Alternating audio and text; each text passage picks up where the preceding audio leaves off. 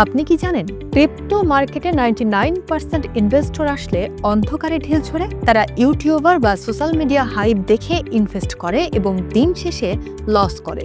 অথচ জেতার আসল চাবিকাঠি লুকিয়ে থাকে প্রজেক্টের হোয়াইট পেপারে। আপনি কি কোনো পরবর্তী বিটকয়েন খুঁজছেন, নাকি স্রেফ একটি স্ক্যাম বা শিট কয়েনে ফাঁদে পা দিচ্ছেন?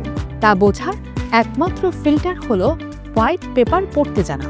আজকের 5 মিনিটে আমি আপনাকে শেখাবো কিভাবে একজন প্রো ইনভেস্টরের মতো হোয়াইট পেপার পোস্টমর্টেম করতে হয়। চলুন শুরু করি।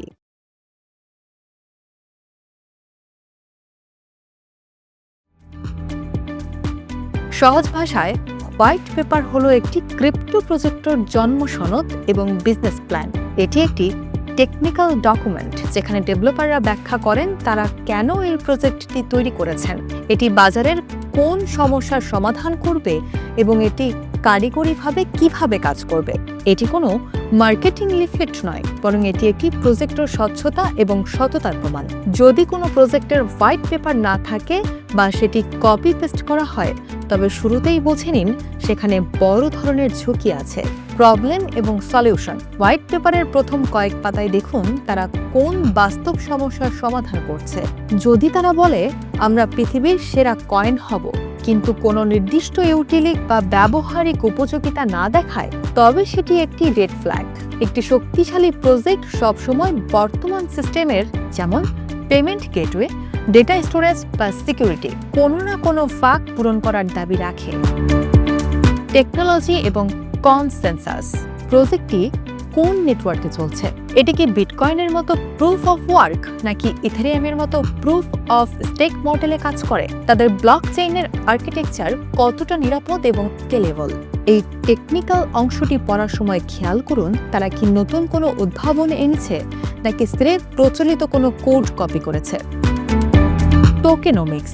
এটি সবচেয়ে গুরুত্বপূর্ণ প্যারাগ্রাফ। এখানে 3টি জিনিস খুঁটিয়ে দেখুন। টোটাল সাপ্লাই কত, টোকেন ডিস্ট্রিবিউশন কিভাবে হয়েছে এবং টোকেনটি আসলে কি কাজে লাগবে। যদি দেখেন সিংহভাগ টোকেন যেমন 30 থেকে 40% ফাউন্ডারদের পকেটে থাকে, তবে বুঝে নিন তারা যে কোনো সময় মার্কেট ডাম্প করতে পারে।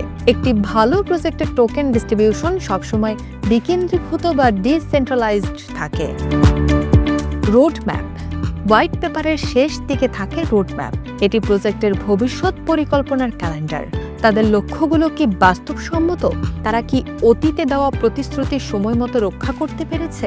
যদি রোড ম্যাপে অবাস্তব এবং অতি আশাবাদী লক্ষ্য থাকে, যেমন 2 মাসে 10 কোটি ইউজার, তবে সেই প্রজেক্ট থেকে দূরে থাকাই বুদ্ধিমানের কাজ।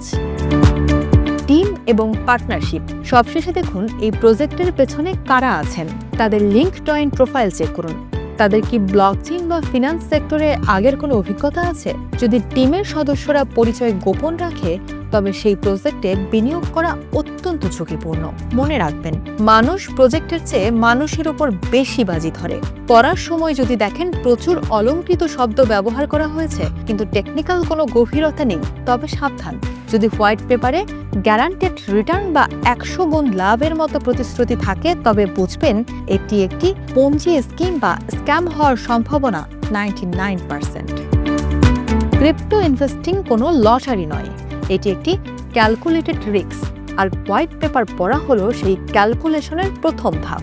আজ থেকেই যে কোনো কয়েনে টাকা দেওয়ার আগে অন্তত তার হোয়াইট পেপারটি একবার পড়ার অভ্যাস করুন। আপনার কষ্টার্জিত টাকা রক্ষার দায়িত্ব আপনারই। ভিডিওটি ইনফরমেটিভ মনে হলে শেয়ার করুন এবং পরবর্তী পার্টের জন্য ফলো দিয়ে রাখুন।